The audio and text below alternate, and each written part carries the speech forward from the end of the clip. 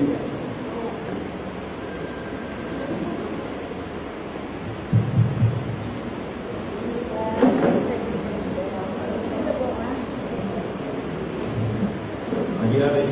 வணக்கத்திற்கும் உரிய அனைத்து தலைப்பினருக்கும் இருக்கின்றது. எனக்கு சுமார் 40 ஆண்டு காலமாக எங்கள் வயிற்று கோளாறு எனக்கு இருந்து வந்தது. அதன் காரணமாக தொடர்ந்து சிகிச்சை பெற்று வந்தேன். இறுதியாக 2010ஆம் ஆண்டு இங்கே தங்கியிருந்த ஒரு மருத்துவமனையில் ஸ்கேன் எடுத்து பார்க்கப்பட்டு கட்டி உள்ளதாக கூறினார்கள். அதன் பிறகு அங்கே உள்ள மருத்துவரே டெல்லியில் விஜயா மருத்துவமனையில் அறுவை சிகிச்சை கொள்வது சரி செய்து கொள்வது என்று கூறினார்கள். அதன் நிமித்தம் டெல்லிக்கு சென்று சுமார் 15 நாட்கள் தங்கியிருந்து அறுவை சிகிச்சை செய்து கொண்டேன். இப்பொழுது 3 மாதத்திற்கு ஒரு முறை வந்து நீங்கள் ஆலோசனை பெற்று செல்லுங்கள் என்று குறிப்பிடுகின்றார்கள். இப்பொழுது இரத்த சோதனை மட்டும் செய்கின்றார்கள் ஒழிய மருந்துகள் எதுவும் இல்லை. மருந்தையெல்லாம் நெருங்கிவிட்டார்கள். ஆனால் நான் இந்த கீமோதெரபி எடுத்துக்கொள்ளும் போது நான் ரொம்ப சிரமப்பட்டு போய்விட்டேன். அறுவை சிகிச்சை என்பது கூட எனக்கு தெரியவில்லை. இந்த கீமோதெரபி எடுத்த போது நான் ரொம்ப சிரமப்பட்டு விட்டேன்.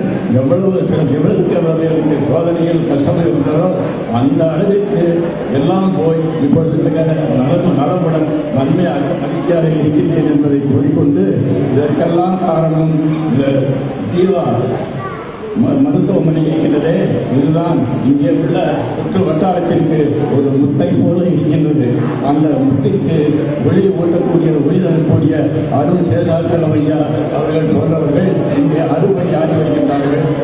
அவர்களுக்கும் அவர்களை சார்ந்த மருத்துவர்களுக்கும் இங்கே இந்த மருத்துவ ஊழியர்களுக்கும் என்னுடைய நன்றிய வணக்கத்தை தெரிவிக்கின்றேன். நன்றி, வணக்கம்.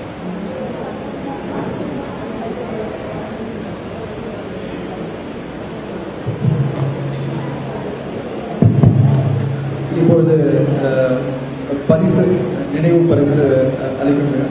நான் மிஸ்டர் சந்திரசேகரன்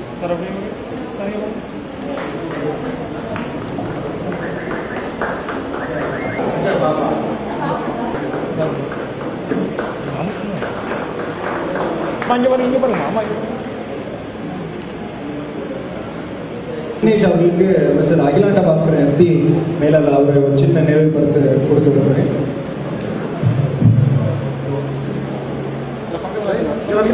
இங்க பாருங்க.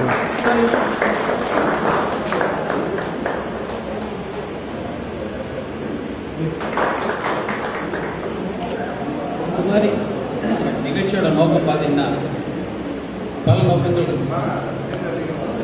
ஒன்று இப்போ கேன்சரை வென்றவங்க எல்லாரும் ஒன்றா சேர்ந்து அவங்களுக்குள்ள ஒரு இடத்துல அவங்களுக்குள்ள கஷ்டங்கள் என்னென்ன அவங்க ட்ரீட்மெண்ட் எடுத்துக்கிட்டாங்க, அப்போ அந்த ட்ரீட்மெண்ட் எடுத்த கஷ்டங்கள், இந்த புற்றுநோயை பற்றிய அறிகுறிகள் அது எல்லாமே அவங்களுக்குள்ள பகிர்ந்துக்கிட்டோம். எங்களை பொறுத்த வரைக்கும் டாக்டர்ஸை பொறுத்த வரைக்கும் முக்கியமானது என்னென்னா, நாங்கள் டெய்லி ட்ரீட்மெண்ட் பண்ணிட்டு இருப்போம். ட்ரீட்மெண்ட் பண்ணுற பேஷண்ட்ஸ் எப்படி இருக்காங்க, அவங்க ஃபாலோஅப் வந்துட்டு இருக்காங்களா, இல்லை ப்ராப்பராக நம்ம ட்ரீட்மெண்ட் எடுத்து முடிச்சுட்டு அவங்களுக்கு ஏதாவது சைடு எஃபெக்ட்ஸ் எதாவது இருக்கா, அந்த மாதிரி பிரச்சனைகள் பார்க்கறதுக்கு இது ஒரு நல்ல வாய்ப்பு. முக்கியமானது நீங்கள் எல்லாரும் கேன்சர் ஒரு கொடூரமான நோயாக இருந்தாலும் அதை நம்ம முன்கூட்டியாகவே கண்டுபிடிச்சா பூர்ணமாக குணப்படுத்த முடியும்ன்ற ஒரு செய்தி நீங்கள் பொதுமக்களுக்கு எடுத்து சொல்லணும். எங்களுடைய அம்பாசிடர்ஸ், எங்களுடைய பிரதிநிதிகளாக நீங்கள் பொதுமக்களுக்கு எடுத்து சொல்லணும். இதுதான் இந்த மாதிரி ஃபங்க்ஷனுடைய நோக்கம். இப்போ சார் சொன்ன மாதிரி அருண் சொன்ன மாதிரி நிறைய இப்போ நாட்டில் அதிகமாக இருக்கிற நோய்கள் பார்த்தீங்கன்னா சுகர், பிபி, மாரடைப்பு, புற்றுநோய். இதில் பார்த்தீங்கன்னா சுகரை நம்ம குணப்படுத்த முடியாது, மாத்திரைகள் போட்டு கட்டுப்படுத்தலாம். அதே தான் பிபிஎம், மாத்திரைகள் போட்டு கட்டுப்படுத்தலாம், குணப்படுத்த முடியாது. வாழ்க்கை ஃபுல்லாக மாத்திரை சாப்பிட்டுருக்கணும். ஆனால் புற்றுநோயை பொறுத்த வரைக்கும் அப்படி கிடையாது. ஆரம்ப ஸ்டேஜ்லேயே வந்துட்டாக்கா நல்லா மறுபடியும் வைத்தியம் பார்த்தாக்கா பூர்ணமாக குணமடையும். இந்த செய்தி நீங்கள் பொதுமக்களுக்கு எங்கள் பிரதிநிதிகளாக நீங்கள் எடுத்துக்கணும். அதுதான் என்னுடைய வேண்டுகோள். எல்லாம் கேன்சர் தான், ஸ்மோக்கிங் ட்ரிங்க்ஸ் பண்ணால் தான் கேன்சர்னு சொல்கிறாங்க. ஆனால் இப்போ 3 month பேபிக்கு இருக்குது. அது என்ன ரீசன் சொல்லுவாங்க? 3 month பேபி வந்துருச்சு, பிளட் கேன்சருங்கிறாங்க. அது எப்படி சார்? இல்லை, இப்போ ஸ்மோக்கிங் இதில் பார்த்தீங்கன்னா குழந்தைகள் புற்றுநோய்க்கும் ஸ்மோக்கிங்க்கும் சம்மந்தம் இல்லை. ஒன்று சரியா, குழந்தைகள் புற்றுநோய்க்கும் சம்மந்தம் இல்லை. ஆனால் புகையிலை யூஸ் பண்ணுறதுனால 90% நுரையீரல் புற்றுநோய் வரதுக்கு வாய்ப்புகள் இருக்குது. சரியா, 100 நுரையீரல் புற்றுநோய் வந்தாங்க, அதில் 90 பேர் வந்து புகையிலை சம்பந்தமான புற்றுநோய் தான். சரியா, ஒன்று. ரெண்டாவது, டோட்டலாக புற்றுநோய் எடுத்துக்கிட்டீங்கன்னா ஒரு 100 புற்றுநோய் நோயாளிகள் எங்கள் ஹாஸ்பிட்டல் உள்ள வந்தாங்கன்னா அதில் 50 பேர் புற்றுநோய் வரதுக்கான காரணம் பார்த்தா புகையிலை தான். சரி, ஆனால் குழந்தைகள் புற்றுநோய் வந்து கொஞ்சம் வித்தியாசமானது. 100ல் ஒரு 5 பேர் தான் குழந்தைகள் புற்றுநோய். சரி, 20 வயசு கம்மியாக இருக்கவங்க பார்த்தா ஒரு 100ல் 5% தான். 5 பேருக்கும் வந்து எதனால புற்றுநோய் வருது அப்படின்னா ஒரு சில மரபணு காரணங்களால தான், மாற்றங்கள்னால தான் அந்த புற்றுநோய் வருது. ஸ்மோக்கிங்கோ, ஏன்னா வெளியே வந்து இந்த புகையிலை பழக்கம் இதெல்லாம் வரதுக்கு வாய்ப்புகள் கிடையாது அந்த குழந்தைக்கு. ஸோ மரபணு மாற்றம் தான் அதுக்கான காரணம், பரம்பரை கிடையாது. மரபணு மாற்றம் வேற, பரம்பரை வேற. நிறைய பேர் என்ன நினைச்சுப்பாங்க, மரபணு மாற்றம்னாலே பரம்பரை வழியா வருது அப்படின்னு நினைச்சுப்பாங்க. கிடையாது. சரியா, பரம்பரை வழியா வர புற்றுநோய் 5% தான். மரபணு மாற்றங்கள்னா வெளியே வந்துட்டு ரிப்பீட்டடா எக்ஸ்ரே எடுக்கிறோம், இல்ல சிடி ஸ்கேன் எடுக்கிறோம், இதெல்லாம் வந்து இந்த ரேடியேஷன்ல ஒரு சில மரபணு மாற்றங்கள் நடத்துறதுக்கு வாய்ப்புகள் இருக்கு. சரியா, நிறைய வாட்டி ஏன் இந்த மரபணு மாற்றம் நடந்தது வந்து நம்மளால கண்டுபிடிக்க முடியாது. சரியா, இதுதான் காரணம் சொல்ல முடியாது. ஆனா அடல்ட் பெரியவங்கள்ல வர புற்றுநோயில 50% புகையிலை யூஸ் பண்றதுனால, நுரையீரல் வாய்ப்பகுதி புற்றுநோய் 90% புகையிலை யூஸ் பண்றது தான்.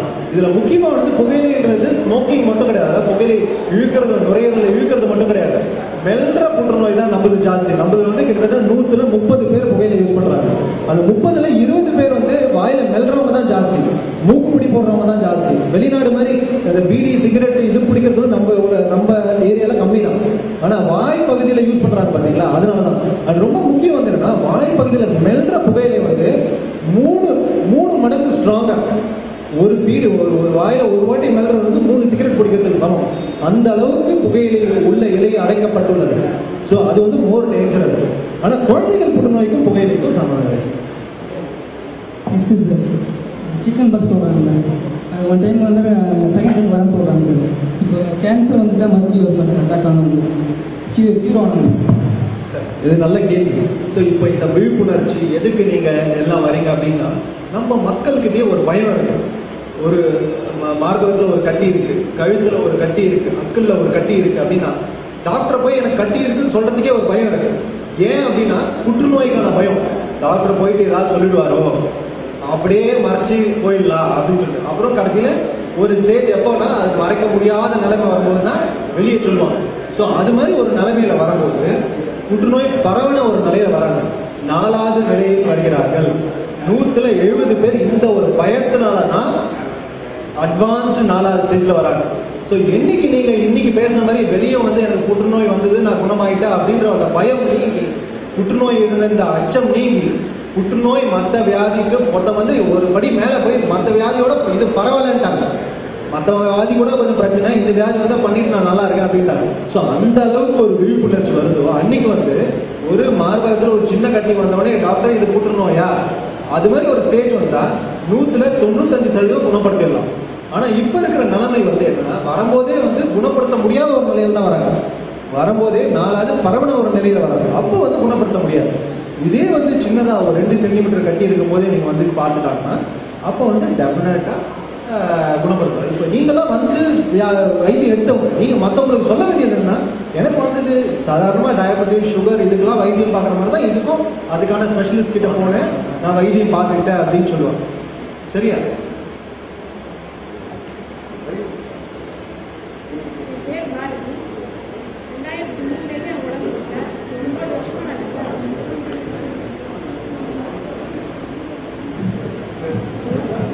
என் பேர் பாரதி. 2003 உடம்பு இல்லை. 9 வருஷமா நான் நல்லா இருக்கேன். எனக்கு எந்தவித கோளாறு இல்லாமல் ஒல்லி சினிமா மட்டும்தான் கொடுத்தாங்க. சென்னை அடையாறுல தான் வைத்தியம் பார்த்தேன். இன்னைய வரைக்கும் நான் நல்லா இருக்கேன். ஒரு சின்ன சந்தேகம்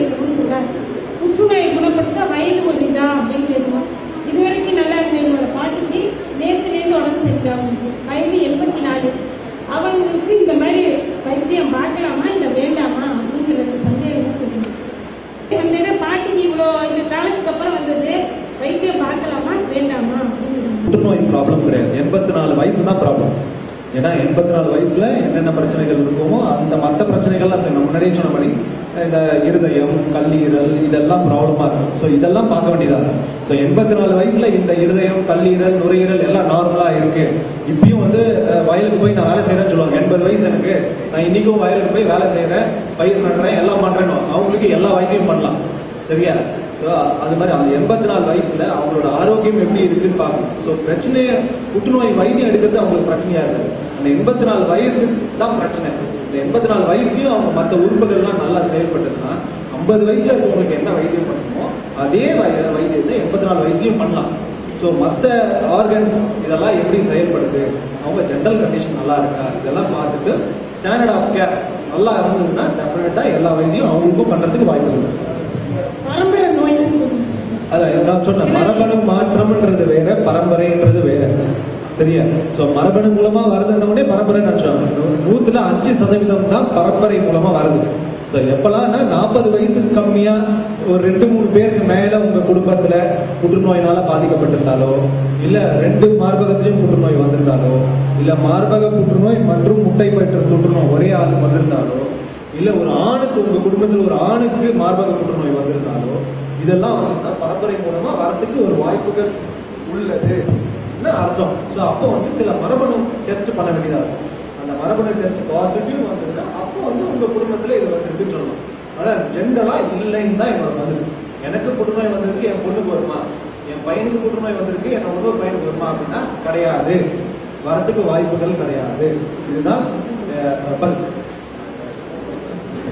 இப்போ வேற ஏதாவது கேள்வி கேட்கணும்னாலும் கேட்கலாம். புற்றுநோய் பத்தி இல்ல உங்களுக்கு வைத்தியத்தை பத்தி ஏதாவது கேள்வி இருந்தாலும் கேட்கலாம்.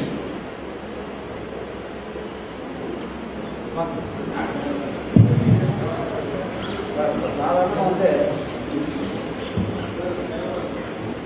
புற்றுநோய் வந்ததுக்கு பிறகுதான் ஸ்டேஜ் 1, ஸ்டேஜ் 2, 3, 4 பிரிக்கிறீங்க. சாதாரணமா உள்ளவங்க வந்து புற்றுநோய் வந்ததுக்கு முன்னாடி கண்டுபிடிக்கிறதுக்கான வாய்ப்புகள் எதுவும் இருக்கா?